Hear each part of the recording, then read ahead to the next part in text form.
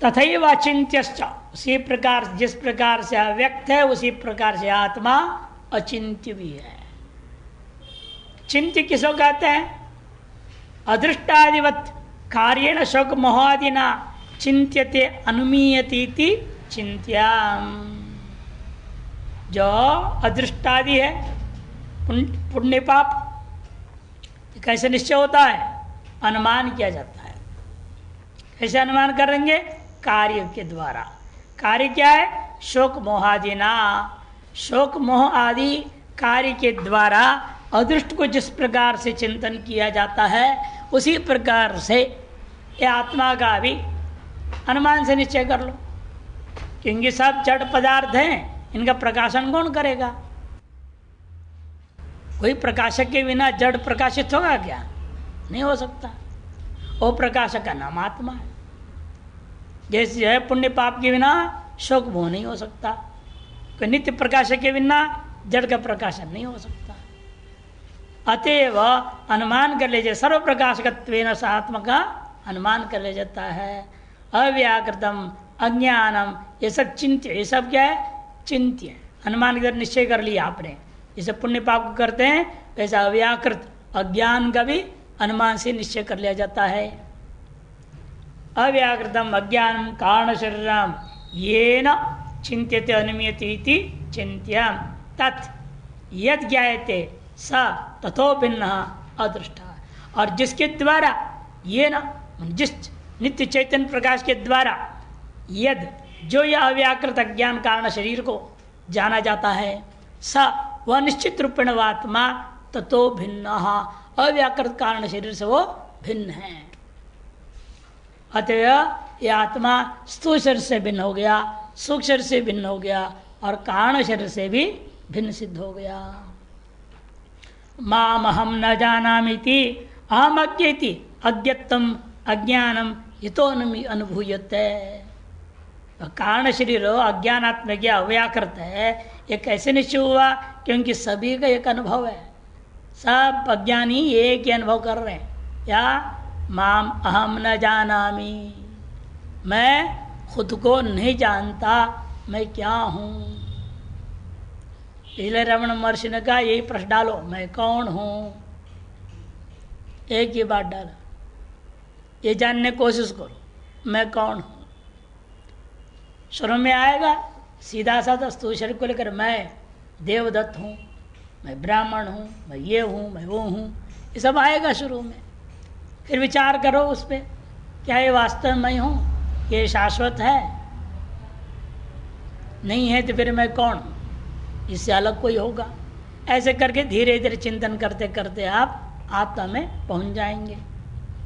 माम अहम न जानामि, मैं खुद को अच्छी तरह से नहीं जानता हूँ। इति, इस प्रकार से, इसलिए मैं क्या हूँ? हम अज्ञ हूँ, मैं अज्ञ हूँ। इति अज्ञत्वम मन अज्ञानम यतो अनुभूयते, अज्ञता और अज्ञता का कारणभूता अज्ञान को जिससे अनुभव कर रही है तो अनुभूयते, तथा स्विषय ज्ञान साक्षित्वात्, और निश्चित रूपेण स्विषय ज्ञान का साक्षी है वो आत्मा। आत्मा अयम अज्ञानात् चिंत्यात् भिन्नत्वेन अचिंत्य चिंत्यात् भिन्न एव भवति। इसलिए जो साक्षीभूत आत्मा है, अज्ञान का भी जो साक्षीभूत आत्मा है, वह आत्मा अज्ञान से चिंत्यभूता जो अज्ञान है उससे भिन्न है। अतएव अचिंत्य कहा गया आत्मा को। चिंत्यात् भिन्न एव आत्मा इति। अविकार्यश्च अविकार्यो वयमुच्यते। अविकार्यश्च निर्वयवत्वात्, निर्वय होने के नाते वो अविकार्य है। निर्वय होने के नाते अविकार्य। अविकार्यो अयम निर्वयत्वात् आत्मायाम विकृतिर अविषयत्वना, ये आत्मा विकृति का विषय नहीं होता। विकृतिर अविषयत्वेन अविकार्य, इसलिए अविकार्य। अविकार्यति अनुत्पाद्यत्वादीनाम आत्मधर्मणाम और अनात्मधर्मणाम उपलक्षणम भवति। अविकार्य कह करके इन्होंने, वो आत्मा कैसा है? जो अनात्माओं का धर्म क्या था? उत्पाद्य, और ये आत्मा कैसे इसलिए अनुत्पाद्यत्वादी नाम उपलक्षण है। एक कह दिया, बाकी तीन भी आ जाएंगे। अविकारी थी अनुत्पाद्यत्वादी नाम आत्मधर्म नाम उपलक्षण, अनुत्पाद्यत्व, असंस्कार्यत्व और अप्राप्यत्व, इन तीन का भी उपलक्षण है। पुरस्ता सिद्धम में ब्रह्म इति श्रवणात्, ब्रह्म जो है पहले से ही सिद्ध है, उत्पाद्य नहीं है। जो उत्पाद्य होता है पहले से सिद्ध स्वरूप वाले नहीं होते हैं, बाद में उत्पन्न होने पर वो अपने एक रूप को प्राप्त करते हैं। और ये ब्रह्म तो कैसा है, पुरस्तादेव सिद्ध स्वरूपम, पहले से ही स्वरूप है, अतः उत्पाद्य नहीं है। उत्पाद्य नहीं तो संस्कार नहीं, संस्कार नहीं तो विकारी नहीं, विकार नहीं तो प्राप्य भी नहीं, सब अपने आप खत्म हो गए। इस श्रवणादि श्रुति प्रमाण के आधार पर अनादि सिद्धत्वादात्मयम अनुत्पाद्य, अनादि सिद्ध होने के नाते ये आत्मा अनुत्पाद्य है, अनुत्पाद्य और नान्योतोस्ति विज्ञाता श्रवणात्, इसे अलग कोई और विज्ञात तो उसका भी सबका प्रकाशक है, इसका भी प्रकाशक कोई और होगा तो उसका भी प्रकाश कोई और होगा। ऐसे कोई अनवस्था दोष देने लगे हैं, श्रुति ने पहले ही कह दिया नान्योतोस्ति विज्ञाता, इस विज्ञाता से अन्य कोई दूसरा विज्ञाता है ही नहीं। इति श्रवणात् ज्ञातु स्वरूपत्वाद अनाप्य, ज्ञाता का खुद का स्वरूप ही आत्मा है, इसलिए आत्मा कहीं से प्राप्य नहीं है। स्वभिन्न ही प्राप्य होता है, स्वस्वरूप तो प्राप्य नहीं है। स्वस्वरूपत्वाद अनाप्य शुद्ध अवाद अबाध्य स्वरूप, शुद्ध का मतलब क्या, अबाध्य स्वरूप है। बुद्ध माने सुख स्वरूप, अतएव ऐसा भाग्य अपने आप, जिसलिए वह अनुत्पाद्य है और अनाप्य अविकारी है, इसलिए अपने आप निष्कर्ष निकला वो नित्य शुद्ध है। नित्य शुद्ध है तो संस्कार क्या करेंगे, संस्कार उसी की जाति जो अशुद्ध है। जो नित्य शुद्ध है यहाँ संस्कार भी खत्म हो गया। अतएव आत्मायम न संस्कार्य, इसलिए आत्मा संस्कारी कोटि भी नहीं है।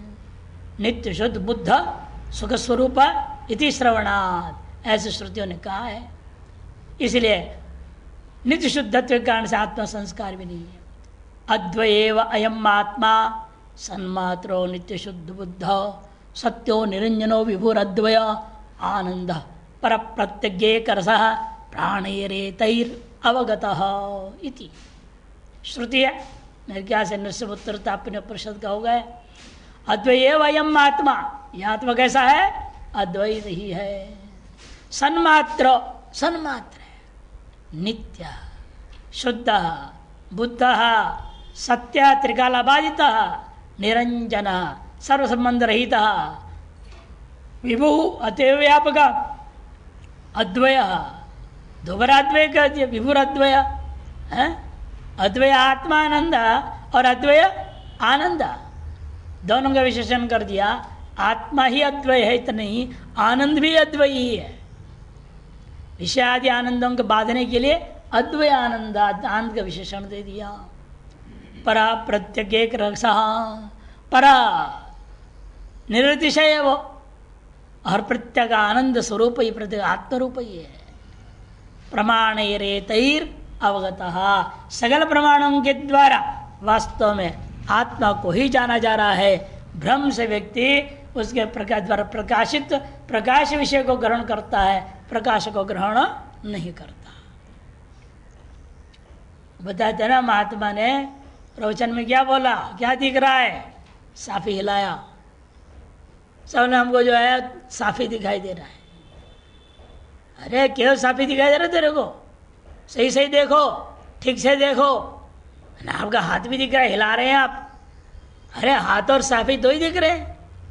लोगों ने कहा नहीं नहीं आप भी दिखाई दे रहे। अरे मूर्खों, सही चीज़ को देखो, जो चीज़ मैं चाह रहा हूँ दिखाना चाह रहा हूँ वो नहीं देख रहे हो, कुछ और चीज़ें देख रहे हो, मंच देख रहे हो, पूरे पीछे अलंकार देख रहे हो, ये देख रहे हो, वो देख रहे हो, क्या है ये?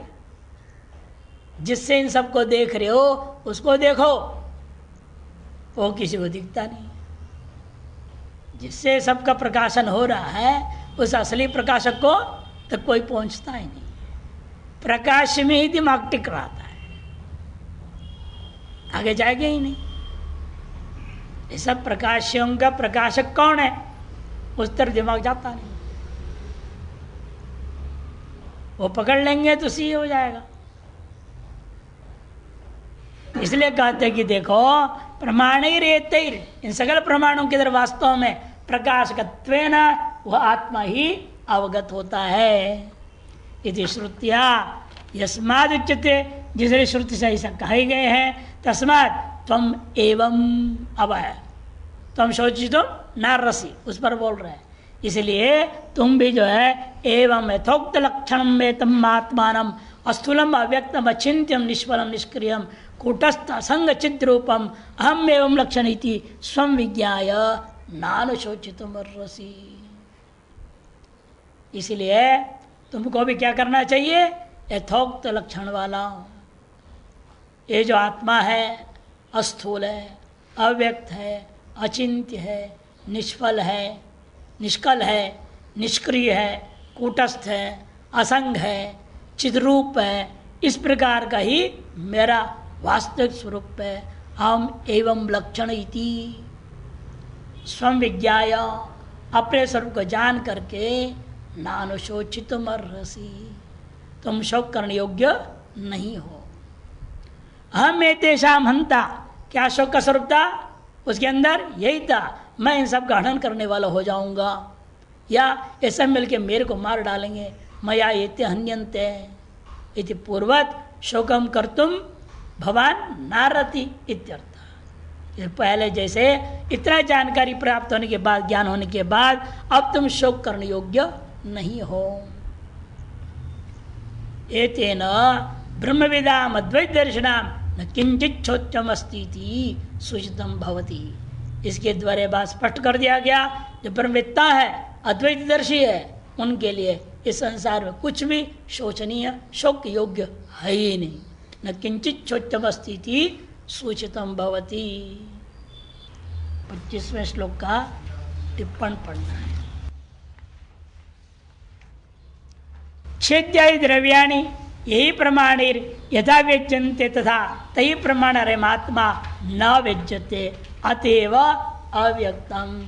इस आत्मा को अव्यक्त क्यों कह रहे हैं हम, क्योंकि जो है छेद्यादि द्रव्यों को जिन प्रमाणों के द्वारा जिस प्रकार से हम अभिव्यक्त कर लेते हैं, उस प्रकार से उन प्रमाणों के द्वारा यह आत्मा अभिव्यक्त नहीं होता।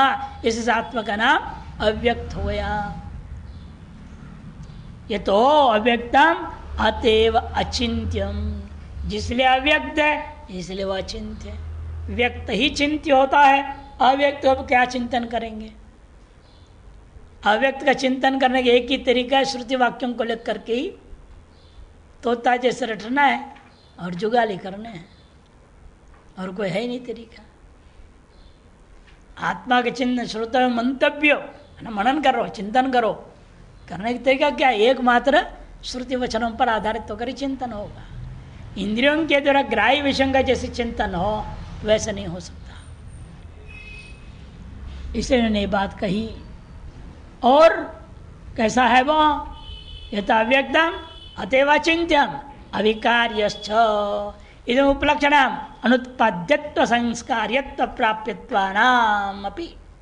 यह उपलक्षण है अनुत्पाद्यत्व, असंस्कार्यत्व और अप्राप्यत्व का भी। अथवा यूं व्याख्या भी कर सकते हैं, अव्यक्त मने आत्मा इंद्रियों के द्वारा, प्रमाणों के द्वारा अप्रत्यक्ष हो। अचिंत्य मने ये आत्मा किसी भी हेतु के द्वारा अनुमेय नहीं है, नानुमेय। दूसरी व्याख्या हुई। तीसरी, अथवा अव्यक्त मने स्थूल शरीरात भिन्न, अचिंत्य मने सूक्ष्म शरीरात भिन्न, अव्यकार्य मने कारण शरीरात भिन्न। उक्तं चैतद मांडुक्य कारिकायाम, इस बात को मांडुक्य कारिका में कहा भी है।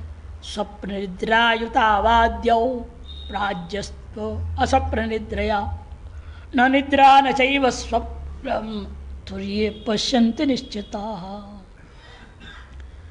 यहाँ स्वप्न का अर्थ होता है विपरीत ग्रहण, निद्रा का अर्थ होता है अग्रहण। स्वप्न निद्रा युतो आद्यो, जागृत और स्वप्न इन दोनों में क्या रहता है? विपरीत ग्रहण रहता है। प्राज्ञस्तु अस्वप्न निद्रया, और प्राज्ञ क्या है? अस्वप्न निद्रया माने विपरीत ग्रहण और अग्रहण से रहित है। जागृत और स्वप्न विपरीत ग्रहण और अग्रहण, आत्मा का अग्रहण करते हैं और जगत को विपरीत ग्रहण कर लेते हैं। इसलिए आद्यो माने जागृत और स्वप्न, इन दोनों अवस्थाओं में स्वप्न निद्रा युतो माने विपरीत ग्रहण और अग्रहण इन दोनों से युक्त है। सुषुप्ति में क्या हो गया? प्राज्ञस्तो अस्वप्न निद्रया माने वह अग्रहण भी नहीं है, विपरीत ग्रहण भी नहीं है। और तुर्य कैसा है? न निद्रा न चैव स्वप्नम तुर्ये पश्यन्ति निश्चिता। और तुर्य में जो पहुंच गए हैं वे लोग तो वहाँ विपरीत ग्रहण या ग्रहण इन दोनों से आत्यंतिक निषेध से रहते हैं, दोनों वहाँ संस्पर्श रहित हो जाता है। इस श्लोक में स्वप्न का अर्थ है विपरीत ग्रहण और निद्रा का अर्थ है अग्रहणम। अब आइए 26वें श्लोक का अवतरणिका। भाष्यकार कहते हैं आत्मनो अनित्यत्वम अभिगम्य इदम उच्यते है। आत्मा को अनित्य मान लो ना तो भी शोक करने योग्य नहीं है। आत्मा को आप अनित्य माने तो भी शोक करने योग्य नहीं, ये कहने के लिए अगला श्लोक आरंभ होता है। नित्य मान के शोक नहीं हो सकता, स्पष्ट हो गया। अब अनित्य मानने वालों के लिए क्या होगा? चार्वाक आदि, उनके हिसाब से वास्तव शोक करने योग्य नहीं है। संक्रांति अवतरणिका एवं संसार ब्रह्म विध्वंस कम आत्म या आध्यात्म विज्ञान उपदिश्य श्री भगवान एतादृश विज्ञान से आत्म प्रसादेन विना लब्धुम अशक्यत्वाद अर्जुने तद अनुदेयमालक्ष्य प्रकारांतरेण तच्छोकम अपाकर्तुमिदं माह। संसार ब्रह्म विध्वंसक जो आत्म याथात्म विज्ञान है, वह विज्ञान को उपदेश देने के बाद श्री भगवान ने एतार्श विज्ञान से आत्म प्रसादेन बिना लब्धुम अशक्यत्वाद, इन एतार्श विज्ञान आत्म प्रसाद के बिना, आत्म कृपा के बिना लाभ करना संभव नहीं है। अर्जुन तद अनुदयम आलक्ष्य, लेकिन भगवान देख रहे हैं इसके चेहरे पे दिख रहा है अभी भी वो आत्म प्रसाद से युक्त नहीं है। चेहरे में अभी भी ग्लानि दिख रहा है, स्वकर्म के प्रति ग्लानि दिखाई दे रहा है। तद अनुदय आलक्ष्य, प्रसाद के अनुदय को देखते हुए प्रकारांतरेण, प्रकारांतर से अर्जुन के शोक को अपाकर्तुम इदं महा, अर्जुन के शोक का अपाकरण करने के लिए इन पंक्तियों को कहा है। अथ चैनम नित्यजातम नित्यं वा मन्यसे मृतम तथा पित्तम महाबाहो नैवं शोचितुमर्हसि। अथ चैनम नित्यजातम नित्यं वा मन्यसे मृतम तथा पित्तम महाबाहो नैवं शोचितुमर्हसि। अथ चैनम नित्य जातम, एनम आत्मानम नित्य जातम इत्यपि मन्य से, या नित्य वा मन्य से मृतम, या मरने वाला है यह ऐसा मानोगे। नित्य ही उत्पन्न होने वाला आत्मा है, ऐसी इस आत्मा को मानो, और नित्य मरने वाला ऐसे भी मानोगे। तथा पित्तम महाबाहो, फिर भी हे महाबाहो तुम जो है नैवं शोचितुम रसी, पूर्वक जो शोक मोह है तार शोक युक्त होने योग्य नहीं हो। क्या कारण है अगले श्लोक बताएंगे। जातो शीघ्रो मृत्यु। अतः च इति अभिगमार्थ, अतः और च दो अव्यय है, ये किस लिए है? अभ्युपगमार्थ, स्वीकृति के लिए। ठीक है, मान भी लो तो आत्मा को जन्मने वाला मरने वाला बोलता है, न जायते न मृत्यते, भाग तुमको विश्वास नहीं है तो सोचता है आत्मा जन्मता है मरता है, यदि ऐसे भी स्वीकार करते हो तो भी। इसलिए अथ और च ये दोनों इति अभ्युपगम माने स्वीकार अर्थ में। एनम प्रकृतम आत्मानम, इस प्रकृत जो आत्मा है उसको क्या मानते हो? नित्य जातम लोक प्रसिद्धिया, दुनिया में प्रसिद्धि के आधार पर जीवात्मा पैदा हो रहे हैं, जीवात्मा मर रहे हैं, ये व्यवहार होता है। तो लोक प्रसिद्धिया प्रति अनेक शरीर उत्पत्तिम जातो, प्रत्येक शरीर की उत्पत्ति प्रति अनेक शरीर, एक शरीर है ना, प्रत्येक शरीर की उत्पत्ति के साथ साथ आत्मा की उत्पत्ति तुम मानते हो। चार वगैरह ही कहता है, आत्मा उत्पन्न हो, शरीर उत्पन्न होने के साथ साथ इसमें चेतनता उत्पन्न हो जाता है। चार चीज का मिलते हैं, चार भूत, पृथ्वी जल तेज वायु, ये चारों भूतों को मिलने से ये शरीर बन जाता है। जैसे में शरीर बनता है उस समय इसके साथ में इसके अंदर एक चेतनता उत्पन्न हो जाता है, और वो चेतन इसलिए शरीर का मरने के साथ वो चेतन भी स्वाहा हो जाएगा, ऐसा मानते हैं। और दृष्टांत देते हैं, वो लोग किसका दृष्टांत देते हैं? पान का दृष्टांत देते हैं। हरे रंग का पान, सफ़ेद रंग का चूना, लगभग लाल रंग की कत्ता है, ये तीनों मिलाया चबाया तो एक अलग विलक्षण रंग आ जाता है होंठों में।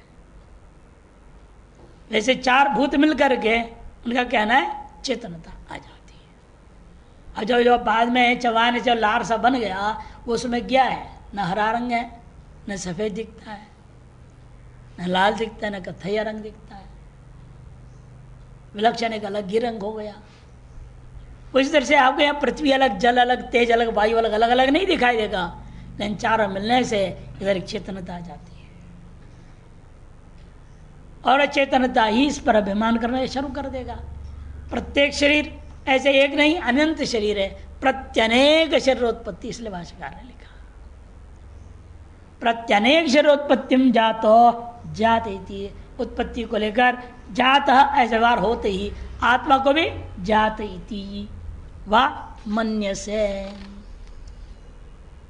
तथा प्रति तद्विनाशम नित्यम व मन से मृतम मृतो मृत इति, अथवा प्रति तद्विनाश मैंने प्रति उस प्रत्येक शरीर का नाश को लेकर के नित्य ही मर गया, या आत्मा दोबारा पैदा ही नहीं होगा। एक बार मर गया तो मर ही गया, फिर दोबारा पैदा नहीं होता। इसे चारवाक ने कहा कर्जा और जल जो डरते क्यों है? ऋणं कृत्वा घृतं पिबेत् भस्मीभूतस्य शरीरस्य पुनरागमनं कुतः। एक बार भस्मीभूत हो गया, पुनरागमन कहाँ से होना है इसका? कर्जा चुकाने की जरूरत ही नहीं। ऐसे कर्जा करके खाओ पियो मौज करो, और जब जब आएगा कोई कर्जा देने वाला लेने के लिए उसको एक बोतल पिला देना, छुट्टी कर देना, उसका खुश हो जाएगा वो पी करके, वो बेहोश हो जाएगा पी के, बोलेगा ही नहीं। युक्ति मारते रहो कुछ न युक्ति, जैसा टोपी चलाना बोलते हैं उसको। कर्जे वाले क्या करते हैं?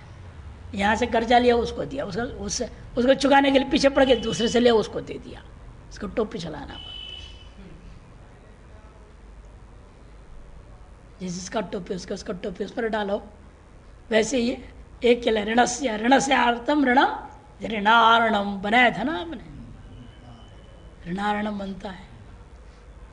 एक ऋण चो दूसरा ऋण चो तीसरा ऋण लो, सारा जीवन ऐसे चला लो, मरने के बाद बनाना है ही नहीं तो क्या होगा? ऐसे बांध के चलोगे तो भी तुम शोक करने लायक नहीं हो, बोल रहे भगवान।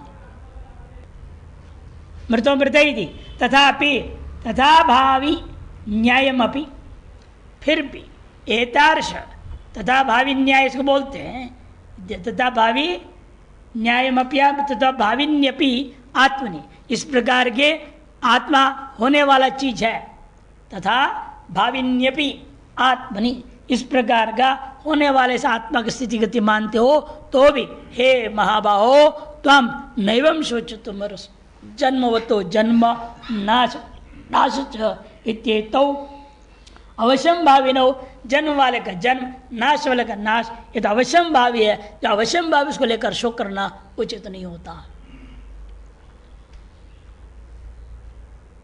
एक बार एक व्यक्ति, एक चेले ने गुरु से दुखी होकर के जहर खा लिया, मर गया, और उस गुरु के खिलाफ केस हो गया। और राजस्थान पुलिस यहाँ आई जांचने के लिए, ये हमसे पढ़ता था। उन्हें मालूम था कि पुलिस आ गई, पहले गुरु आ गए मेरे पास क्योंकि आप कुछ नहीं बोलना, यहाँ परेशान था या जो भी आपको सुनाया होगा उस पर कुछ नहीं बोलना उसको। बोले कि हमें मालूम नहीं है कि वो आता पढ़ता था, वो अचानक गुरुजी ने बुलाया बोल के चला गया, और वहाँ क्या हुआ मुझे नहीं मालूम, ऐसे बोल के हमको बचाना, हमसे झूठ बुलवा रहे। और असली कहानी क्या थी, उसको बार बार बोल रहे थे तुम अपने हिस्सा जमीन जायदाद बेच के सारा पैसा मेरे को दो। और वो गुरु चले गए थे, वैसे मामा भांजे थे वो। हाँ, सारी पोलपट्टी बाद में खुली ना धीरे धीरे। अब फिर जो है पुलिस आई, तो मैंने मेरे से पूछा गया तो लड़का कैसे रहता था यहाँ पर। मैं बोले ठीक ठाक रहता, पढ़ता था लिखता था, न झूठ न सच। आपसे कभी गुरु के खिलाफ कोई शिकायत किया? अरे कोई गुरु के खिलाफ शिकायत करता है? कैसी बात कर रहे हो आप, पुलिस को उल्टा ही पढ़ा दिया।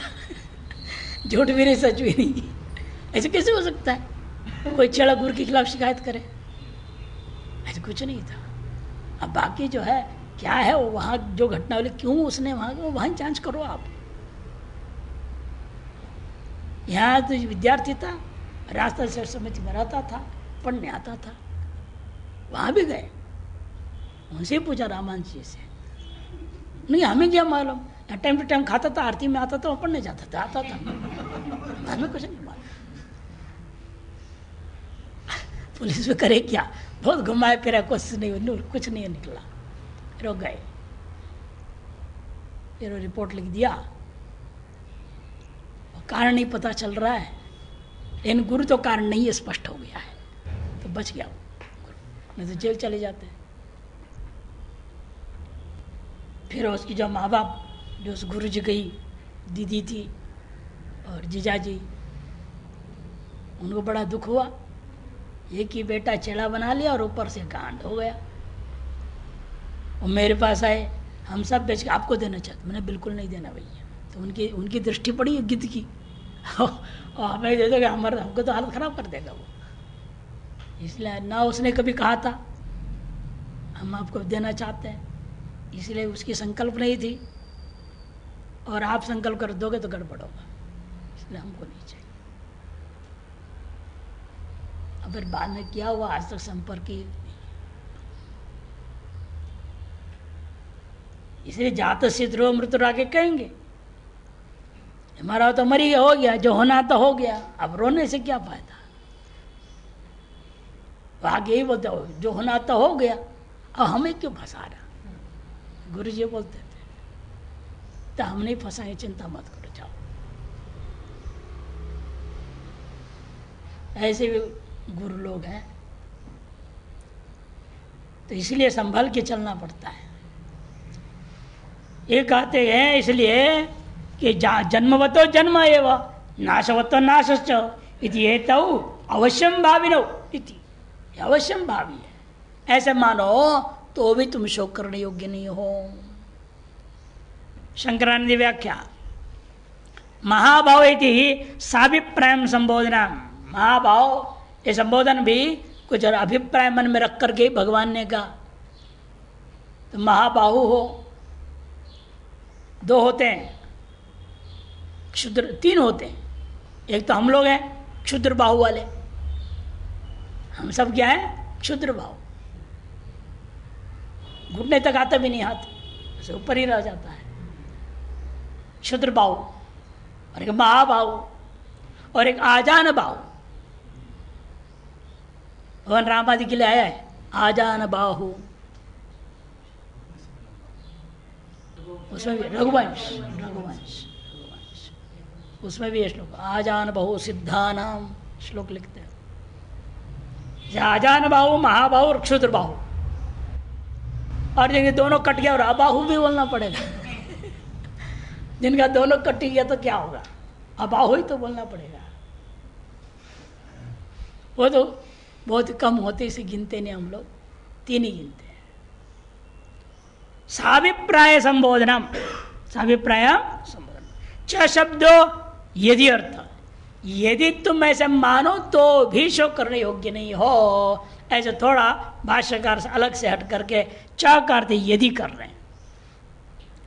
अथवा एन मुक्तम आत्मानिमित्ति जातम यदा यदा देहोत्पत्ति तदा तदा देहेन सह जातम उत्पन्नम देह मृत्य देहेन सह एव एनम नित्यम मृतम इति मूढ़ लोकवत्तम यदि मन्यसे तथापि। अतः यूं कहो इस आत्मा को नित्य जात, मैंने जब जब शरीर उत्पन्न होता है तब तक देह के साथ साथ यह आत्मा चेतन भी उत्पन्न होता है, और जैसे ही देह मर जाता है देह के साथ साथ आत्मा भी मर जाता है। ऐसे मूढ़ लोक के समान आप मानना भी चाहो यदि मन्य से चकर्थ यदि जोड़ यदि मन्य से, तथापि तस्मिन पक्षे भी इस पक्ष को लेकर के भी नार्रा वयम हंतुम धार्त राष्ट्र इत्यादि उक्त रीत्या शोचितुम नारसी, उक्त रीति से तुम जो शोक कर रहे थे नारा वयम हंतुम धार्त राष्ट्र बांधवन इत्यादि ऐसा शोक करने योग्य तुम नहीं हो। 26वें का टिप्पण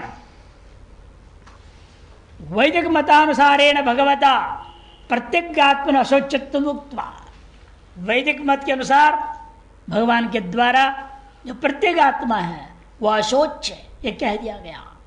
और अब वेद बाह्यवादी चार्वाकादि नाम मतम अभिव्यत्यापि, वेद बाह्यवादी चार्वाकादि मत के अनुसार आज से जैनी को लेना जो संकोच विकासशाली आत्मा मानता है, संकोच विकासशाली बढ़ने घटने वाला है कि नहीं, धीरे धीरे धीरे पुण्य बढ़ते जाए वो घटते ही जाता है। पहले तो अवयव का सामान्य बढ़ना घटना होता है लेकिन भारी रहता है, वो इसलिए धरती पर रहता है। फिर पुण्य आत्मा खूब अनुष्ठान आदि करते करते, बहुत अनुष्ठान करना पड़ता है जैनियों में, कई व्रत कई चीज़ें उनके यहाँ, सनातनियों से भी ज़्यादा करना पड़ता है, कठोर भी है। वो करने से क्या होगा, आपके पाप ढीला हो जाएगा, नष्ट हो जाएगा, और पुण्य भी जैसे बढ़ेगा ये आत्मा हल्का हो जाता है और हवा में उड़ते उड़ते उड़ते चला जाएगा और जहाँ तीर्थंकर लोग बैठे हैं वहाँ पहुँच जाएगा। यदि रास्ते में आने लोगों का भोग की इच्छा हो गई तो फिर वहीं रुक जाएगा, वो आगे नहीं जाएगा। बड़ी विचित्र व्यवस्था है उनकी, जो भी है ठीक है, वो भी एक कल्पना है कि जिन लोगों की इच्छा है इस तरह से हम संकोच विकासशाली हों, मोटे हो गए तो आत्मा मोटा हो गया, दुबले पतले हो तो आत्मा पतला हो गया, ऐसा मानना चाह रहे हो तो ठीक है, जिसको जैसे मानना है। तो उन सबको ले लिया चार्वाकादि नाम मतम अभिप्रेत्यापि, उनके मत को स्वीकार करके भी शोक योग्यो न कश्चित इत्याह, शोक योग्य कोई नहीं है, कोई आत्मा शोक योग्य नहीं है इत्याह अदैति च यद्यर्थे हे महाबाहो तव बाहु एव महांतो न तो बुद्धिर महती ज्ञाप्यते। साभिप्रायम, लगता है तुम्हारे बाहु बाहु ही महान है, बुद्धि तो घटिया है, महान नहीं है। संबोधन से जो संकेत कर रहे, ये तो वैदिक आत्मस्वरूप को समझ नहीं पाया और लौकिकों के सामने बोल रहे हो, उनके समान बोल रहे हो, या तो मरने जीने वाला है, फिर तो निश्चित रूप में तेरे बाहु बाहु ही महान है, बुद्धि बेकार है। तब बाहु एव महांतो न तो बुद्धिर्महती ज्ञाप्यते। वाह शब्दश्चार्थ है, वाह शब्द के अच्छार्थ में ले लो, न कश्चित इत्याह अथ इत्यादि न, कोई भी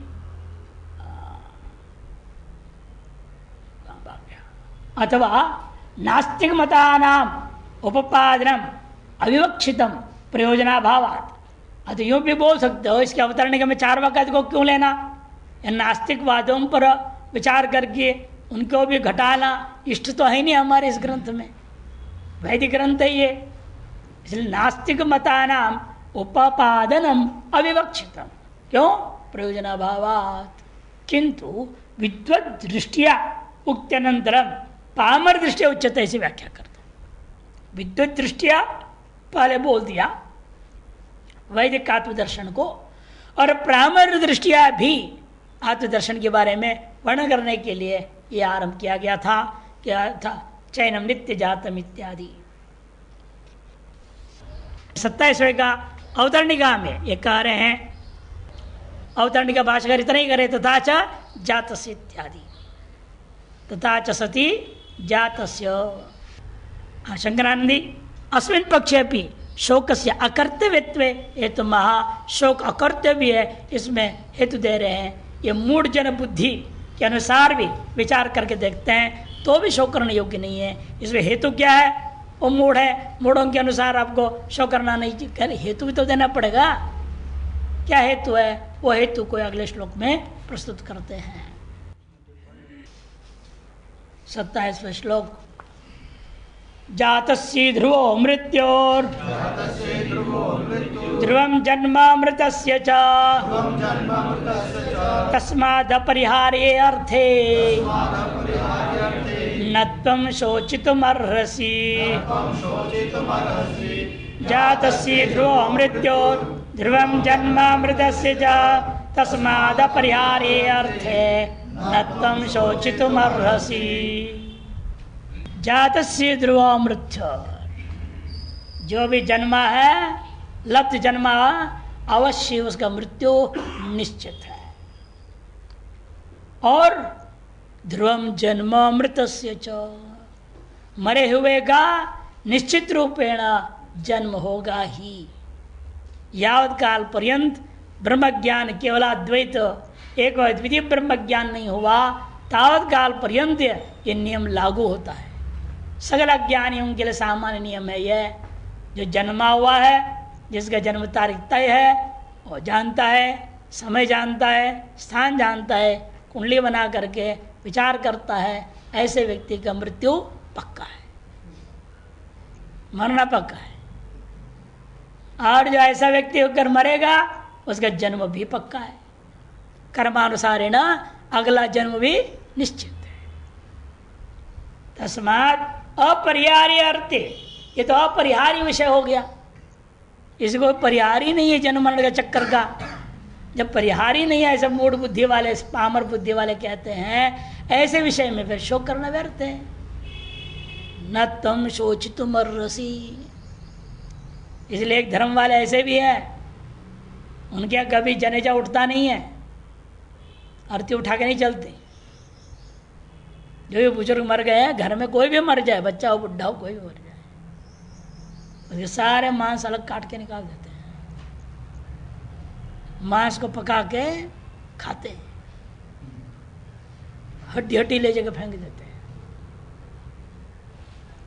कहते शो क्या करना है, अब ये खाने लायक हो गया, अब तो उसको खिलाया, अब हम खाएंगे।